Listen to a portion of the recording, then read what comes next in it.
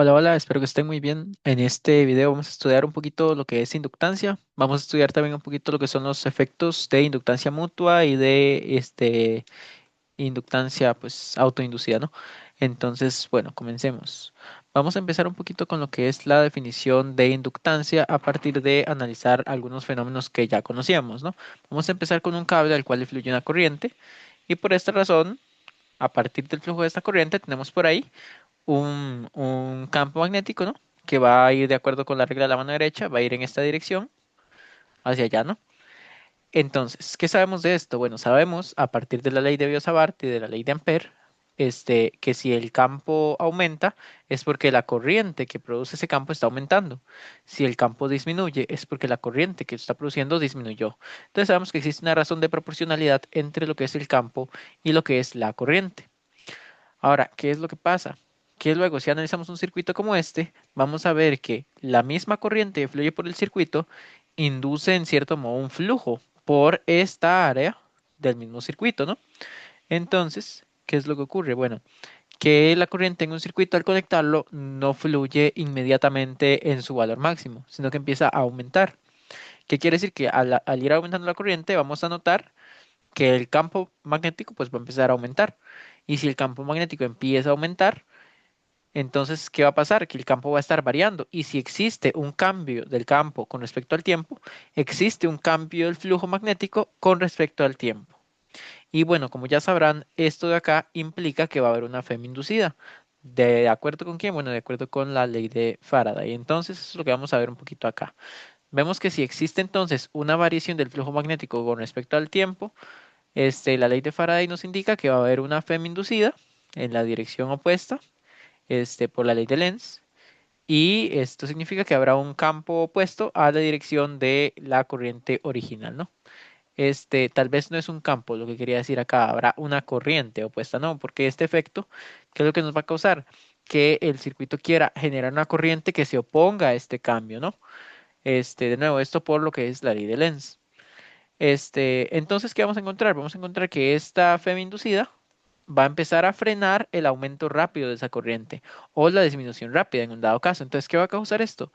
Que si yo tengo el circuito ahí y de repente enciendo el switch y empieza a fluir la corriente, pues el aumento de corriente no va a ser, qué sé yo, que si la corriente máxima eran 2 amperios, no va a ser de 0 inmediatamente a 2. Va a tener un crecimiento, probablemente de rapidez exponencial hasta llegar a esos 2 amperios máximos, pero pues entre más grande sea esta variación del flujo, más habrá una inducida oponiéndose a este aumento y más lento va a ser esa subida, ¿no? O igual, si yo tengo el circuito activo, está en esos 2 amperios y yo vengo y lo desconecto por un par de instantes por ahí, va a haber un tiempo de decaimiento de la corriente que no va a ser inmediatamente cero. ¿Cómo podríamos medir esto? Pues estaría un poco difícil porque tal vez en algunos instrumentos de laboratorio este efecto ocurriría demasiado rápido y no sería notado por los instrumentos, pero pues es el comportamiento debido a lo que es la inductancia. Ahora, vamos a ver que la FEM depende del cambio en el flujo, pero si ponemos atención, el flujo realmente depende del campo magnético, ¿no? ¿Y el campo magnético de quién depende? El campo magnético depende de la corriente. Entonces podemos aplicar regla de la cadena en la ley de Faraday y llegar a lo siguiente.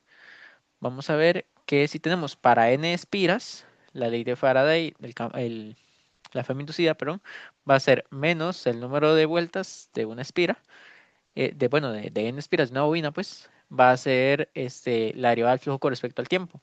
Pero sabemos que por regla de la cadena, esto lo podemos convertir en la derivada del flujo con respecto a la corriente por la derivada de la corriente con respecto al tiempo, ¿no? Esto es regla de la cadena, derivadas básicas, ¿no?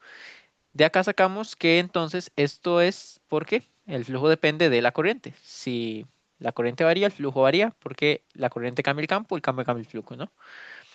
Ahora a partir de aquí lo que vamos a hacer es, sin encontrar nada nuevo, vamos a presentar una definición simplemente. ¿Cuál va a ser la definición? Bueno, va a ser que esto de acá le vamos a llamar inductancia, ¿no? Va a ser nuestra L, va a estar dada por N por la derivada del flujo con respecto a la corriente. O en algunos casos, simplemente lo dejamos de esta manera, ¿no? Como N por el flujo sobre la corriente. Si tuviéramos ambos datos en un instante de tiempo, pues podemos tomarlo como una constante, ¿no? Y las unidades de la inductancia son los Henry. Entonces vamos a ver un poquito de lo que fue como un pequeño resumen de inductancia, ¿no? La definición sería la propiedad de un circuito o de un inductor, que vamos a hablar de esos en un momento, de oponerse a los cambios en la corriente eléctrica, ¿no? ¿Y cómo lo hacen? Bueno, van a hacerlo produciendo un voltaje inducido en contra de esa dirección de la corriente, ¿no? ¿Cómo funciona? Bueno, vamos a ver que cuando la corriente en una bobina está aumentando o está disminuyendo, entiéndase bobina o entiéndase también circuito, como en este caso anterior no teníamos bobinas, teníamos un circuito y aún así el comportamiento es el mismo, ¿no? Entonces, cuando la corriente en un circuito, en una bobina, aumenta o disminuye, el campo magnético también aumenta o disminuye. Y esto genera un voltaje que se va a oponer al cambio original. Entonces, si mi circuito empieza a aumentar la corriente, el voltaje que voy a generar va a querer disminuir la corriente. Y a esta capacidad de resistir al cambio le vamos a llamar inductancia, ¿no? Esa va a ser nuestra definición. La capacidad de resistir un cambio de corriente eléctrica. Entre mejores resistiéndolo, más inductancia tiene. Entre peores resistiendo el cambio, pues peor es la inductancia, ¿no? Sí es importante hacer la anotación de que la inductancia no se opone a la corriente, se opone a la variación de la corriente. Como dice acá, se resiste al cambio, no a la existencia. No es que la inductancia limita la corriente, la resistencia puede limitar la corriente o reducir la corriente, pero la inductancia lo que hace es que se resiste a los cambios bruscos de corriente. La corriente puede cambiar, pero despacio. ¿Por qué? Porque entre más despacio cambia el flujo, más despacio, perdón, más despacio cambia el campo, más despacio cambia el flujo, y como el flujo cambia despacio, la FEM inducida va a ser pequeña porque la derivada del flujo con respecto al tiempo es pequeña, ¿no? Y si esta es pequeña, la resistencia que pone, la resistencia al cambio rápido de la corriente va a ser pequeña. Entonces, sigamos avanzando, ¿no? Hablando un poco del inductor o de la bobina, lo utilizamos para, como les decía, para oponerse a variaciones rápidas de la corriente. Por ejemplo, cuando hacemos un circuito de corriente directa aplicado a ingeniería, por ejemplo, el inductor lo que nos va a ayudar es a mantener la corriente estable a pesar de fluctuaciones en una FEM. ¿Por qué? Porque muchas veces nosotros analizamos que cuando tenemos un circuito como este, no sé, aquí tengo, no sé, una resistencia. Acá tengo un bombillo, lo que sea. Y entonces que nuestra fuente de aquí siempre va a ser estable. Tal vez cuando trabajamos ejercicios y circuitos nos dicen que estos son 20 voltios y decimos son 20 voltios siempre. Yo me voy y vuelvo en 100 años, son 20 voltios, ¿no? Sin embargo, en la vida real a veces las fuentes son inestables. Si esto es una batería, la batería puede bajarle el voltaje en un momento. Si esta es la red eléctrica, puede irse de la luz o puede estar tal vez no manteniéndose estable, sino que baja un poquito, sube un poquito y no sé, hace pequeños saltos, ¿verdad? Alrededor de eso. Entonces lo que va a ocurrir es que lo que un inductor haría acá sería, tal vez lo ponemos por acá, lo que el inductor haría es que aunque el voltaje empiece a moverse un poquito y no sea totalmente lineal como nos gustaría, lo que va a causar estas fluctuaciones es que en corriente eléctrica estas fluctuaciones no las vamos a ver. Vamos a ver una corriente totalmente o idealmente totalmente recta, ¿no?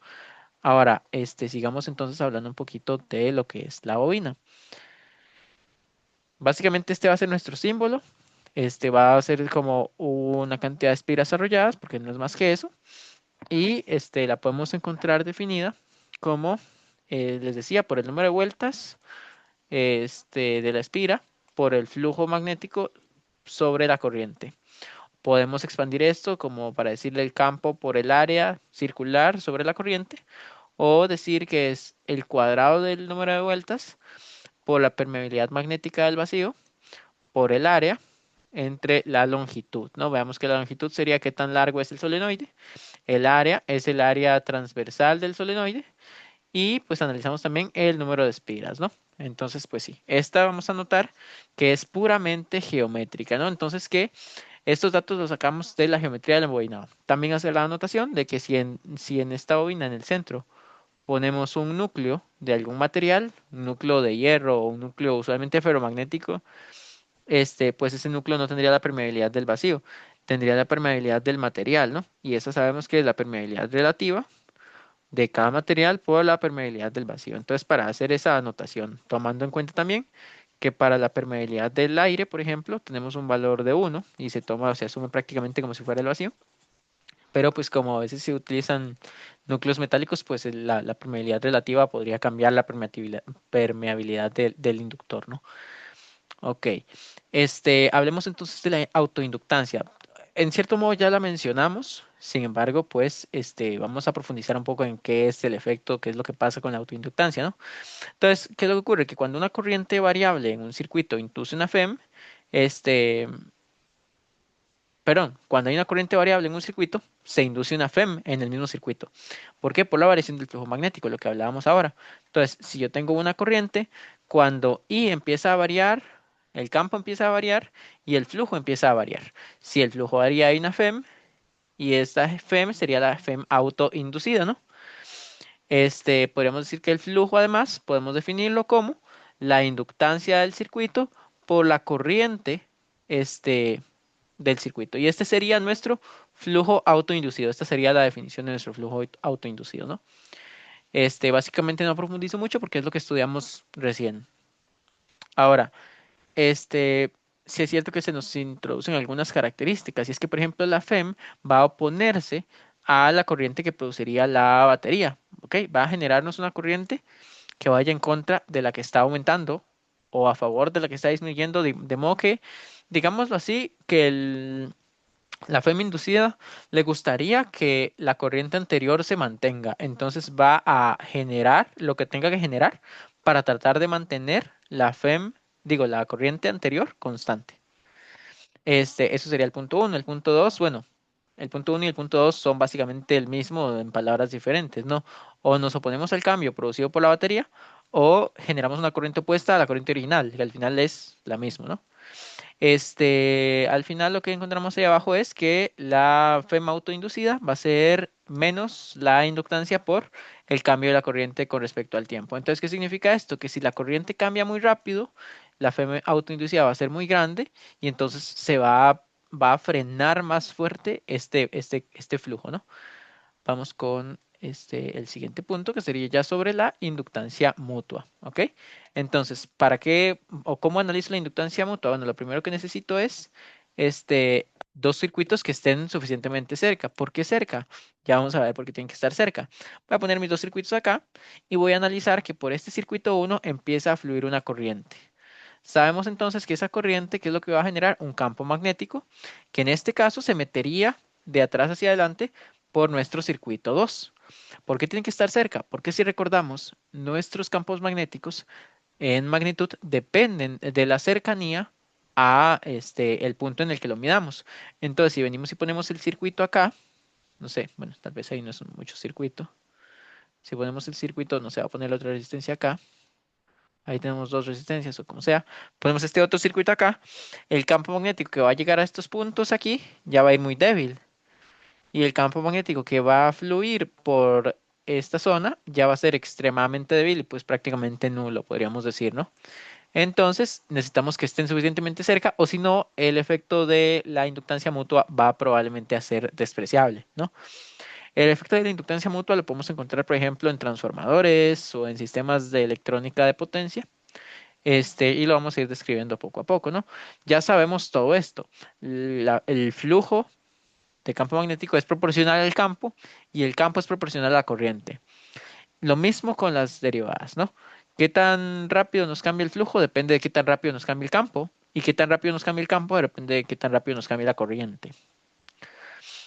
Ahora, ¿qué dice todo esto? Bueno, el punto uno nos dice que en el circuito 2 se va a inducir una FEM, que es la que está alimentando a este circuito. Vamos a ignorar que tiene una batería acá y vamos a ver que si esto fuera un cable cerrado, aquí empezaría a fluir corriente por esta resistencia. Empezaría esta resistencia, como todas las resistencias, a generar calor cuando les fluye una corriente. Y alguien podría decir, ¿de qué está pasando con esta resistencia que genera calor de la nada? No es de la nada, es de una FEM inducida que está actuando del circuito 1 a el circuito 2. Y cuando ya el circuito 2 tenga una corriente, pues va a empezar a actuar hacia el circuito uno. Ahora vamos a ver que el punto 2 nos dice que si el circuito 2 tiene una corriente, el efecto de la FEM inducida lo que va a buscar es oponerse al cambio, ¿no? La corriente que tengamos aquí, esta corriente anaranjadita que dibujé acá, la FEM que se está generando por este campo va a evitar que esta corriente 2 cambie. Va a querer que esta corriente 2 se mantenga constante. Ahora, si analizamos un poquito el comportamiento de esto, ¿qué es lo que va a pasar? Bueno, vamos a empezar con el efecto de la inductancia mutua, que es esto, que es básicamente aplicar ley de Faraday, no tiene más, es ley de Faraday, solo que ahora nuestro campo no es una zona de campo constante como ocurría antes, sino ahora nuestro campo es una corriente eléctrica de un circuito que también podemos analizar. Antes estudiamos ejercicios con ley de Faraday, donde teníamos una espira a la que tal vez esta barra se le empezaba a mover con una velocidad v y esta estaba dentro de un campo magnético constante y resolvíamos esto con ley de Faraday.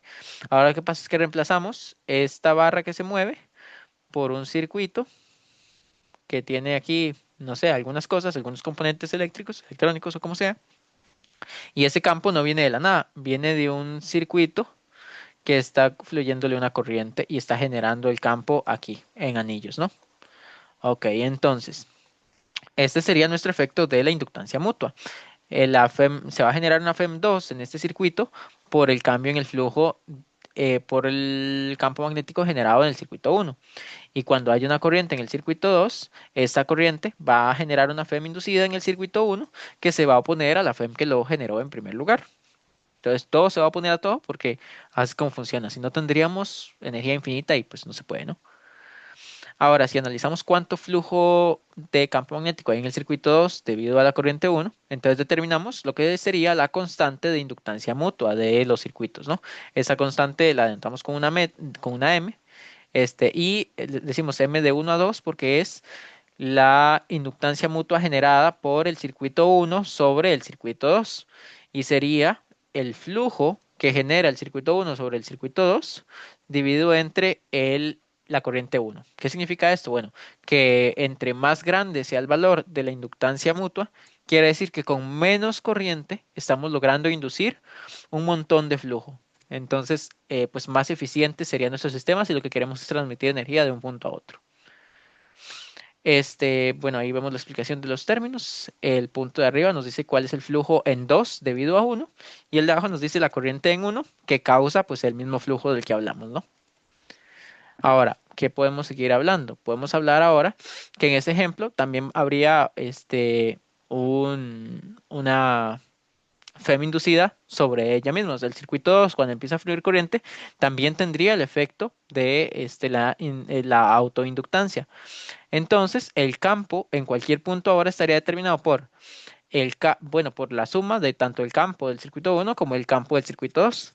Entonces, el flujo que va a sufrir el circuito 2, que sería esto de acá, el flujo del circuito 2, va a estar dado por el flujo que está induciendo el circuito 1 sobre 2 más el flujo que está induciendo el circuito 2 sobre sí mismo. Entonces, esta parte de acá sería la parte de autoinductancia, ¿no?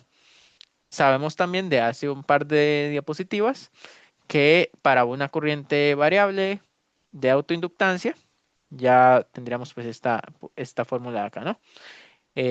Donde la inductancia nos va a decir qué tanto flujo podemos sacarle a una cierta corriente, ¿no? Ok, entonces vamos a hablar un poquito de cómo se comporta la inductancia mutua con las bobinas. Y para esto vamos a poner dos bobinas de frente y le vamos a meter corriente a esta primera. Ahí tenemos corriente. ¿Y qué va a pasar? Bueno, se va a generar un flujo magnético.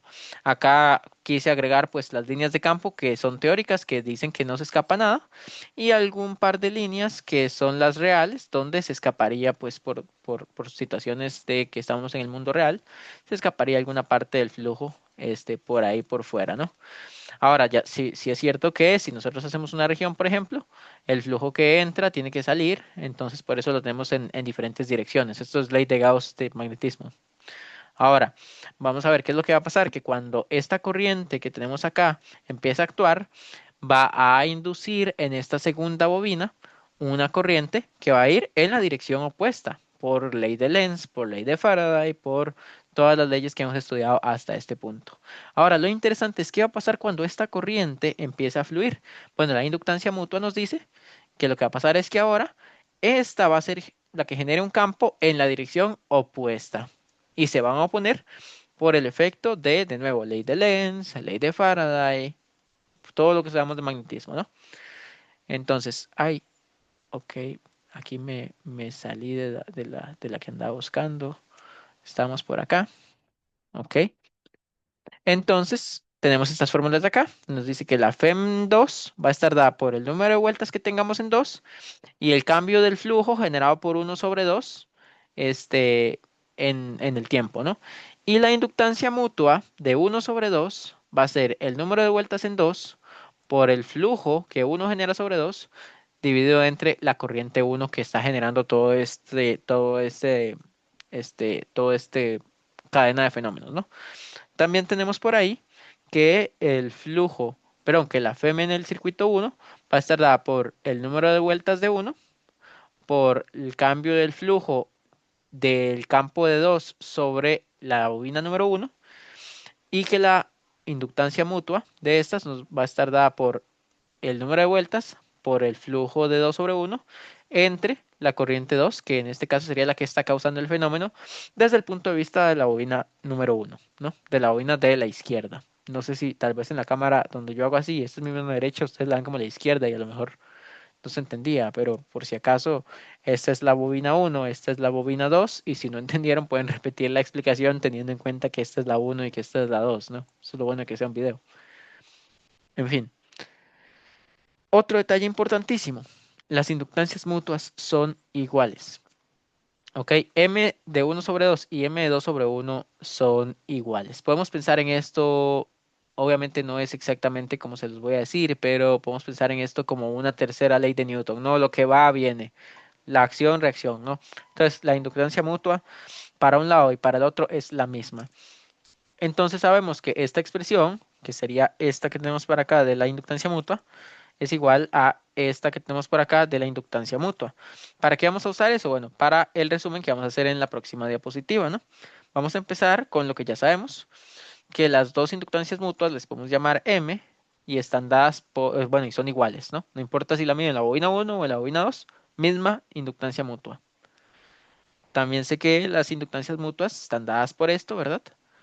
Y de estas dos fórmulas puedo, digamos, despejar esta fórmula que les muestro acá. Que entonces el número de vueltas por el flujo en la bobina uno por la corriente va a ser igual al número de vueltas por el flujo en la bobina 2 por la corriente número 2. ¿Qué más tenemos por ahí? Bueno, tenemos estas otras dos formulillas de lo que son las FEMs inducidas y tenemos esta otra formulilla que nos dice la FEM en función de la inductancia mutua y el cambio de la corriente de la otra bobina en el tiempo, ¿no? Vean que si es la FEM uno estudiamos la inductancia mutua por el cambio en la corriente 2 y la FEM2 es la inductancia mutua por el cambio en la corriente uno, ¿no? Entonces es un efecto debido a la otra. Ahora vamos a hacer un pequeño ejercicio para irnos afianzando en el tema, ¿no? Entrando en confianza, bueno, vamos a empezar con este 30.6 del libro del Sears de la edición 13, 14, no recuerdo, creo que es la 13, de la edición 13.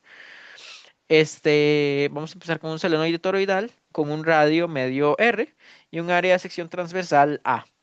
Este toroide se enrolla uniformemente con N1 espiras, ¿no?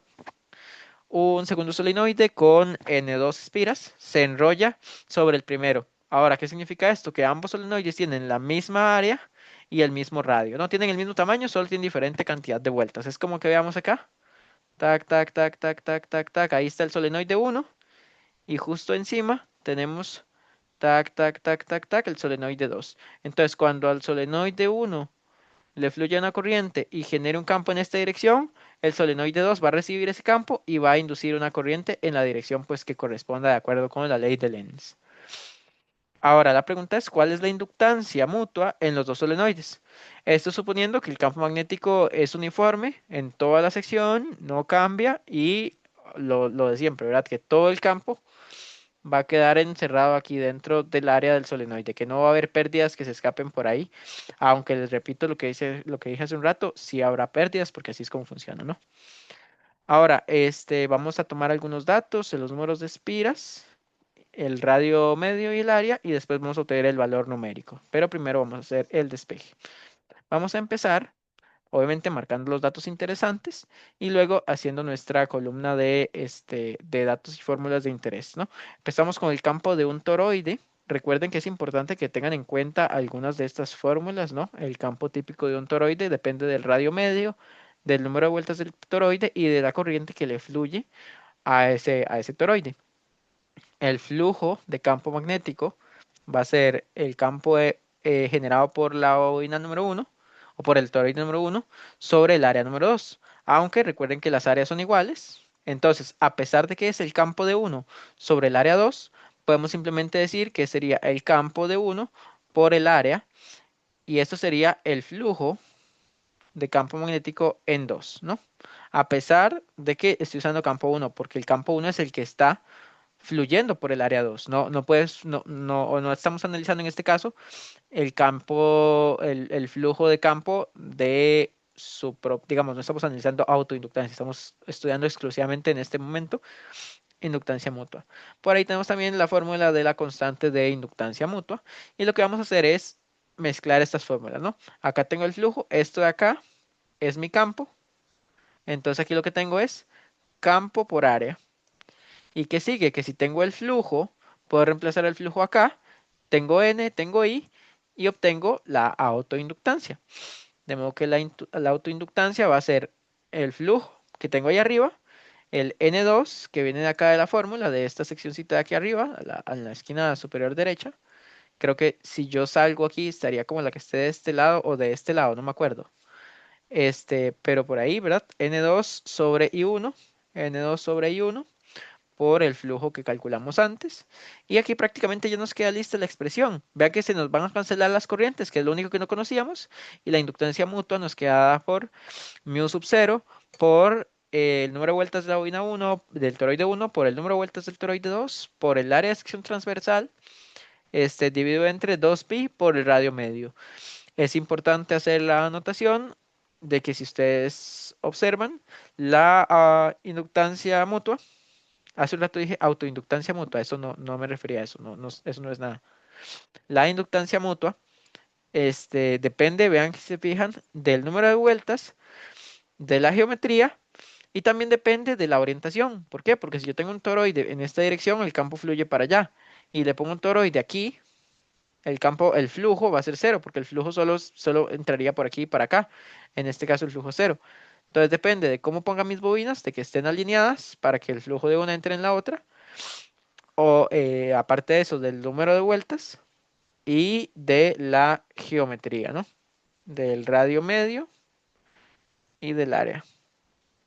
Ok, entonces, eso sería con este ejercicio. Si le ponemos valores por ahí, voy a quitar esto para que quepa ahí los apuntes de los valores.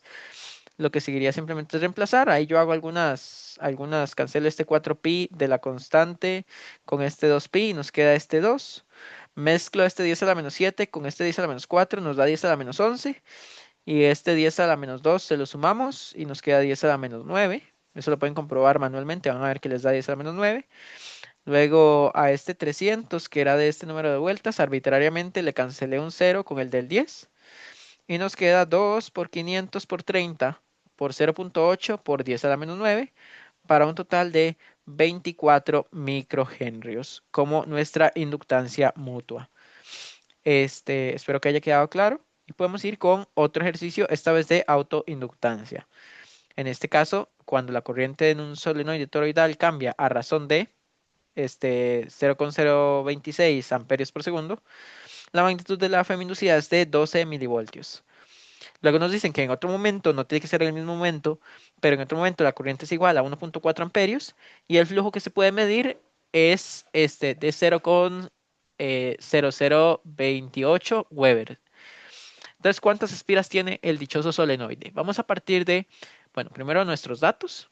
Nuestros datos están diciendo que hay una derivada de la corriente con respecto al tiempo que nos produce una Fm inducida y que hay una corriente que nos produce un campo. y lo que nos piden es el número de vueltas. Entonces, ¿qué es lo que vamos a hacer? Vamos a partir de estas dos formulitas que tenemos acá. Dos fórmulas de inductancia. La básica, la definición de la inductancia, que depende del número de vueltas, del flujo y de la corriente, para obtener el valor de la inductancia.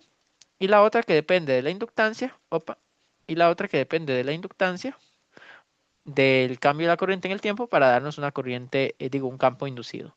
Entonces, ¿qué es lo que vamos a hacer ahora? Vamos a reemplazar esta ecuación aquí y vamos a quedar con el número de vueltas en función de todos los datos que ya tenemos, ¿no? Entonces vamos a irlo viendo. Vean que esto de acá es la FEM inducida de esta fórmula, es igual a la inductancia por la derivada de la corriente con respecto al tiempo, esta que tenemos acá. Entonces usamos esta segunda fórmula reemplazando esta primera.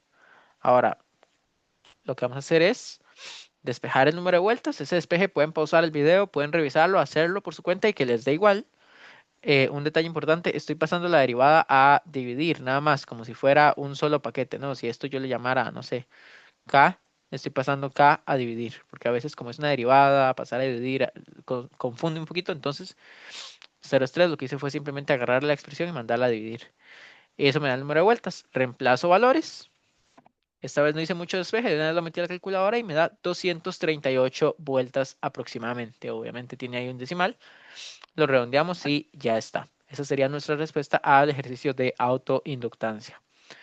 Vamos con este ejercicio de reto, que se los dejo para que ustedes lo traten de trabajar por su cuenta, lo traten de resolver y les recomendaría que entonces pausen el video acá para que lo puedan intentar. Yo en un momento les voy a poner por el costado derecho las ecuaciones de las cuales partiríamos para resolverlo, para que puedan comparar sus resultados, así como la respuesta del ejercicio. Entonces, aquí sería el punto máximo en el que pueden pausar antes de ver la respuesta. Les doy un segundo. A ver. Y ahora lo que vamos a hacer es que les voy a mostrar acá al lado derecho lo que sería las fórmulas que podemos utilizar para resolverlo. Y finalmente la respuesta, que sería de 0,111 microhenrios. ¿Ok? Entonces, eso sería la respuesta del ejercicio y con esto terminaríamos lo que fue nuestra pequeña lección de inductancia y los fenómenos de inductancia mutua y de autoinductancia. Muchas gracias por ver y cualquier duda ahí me escriben.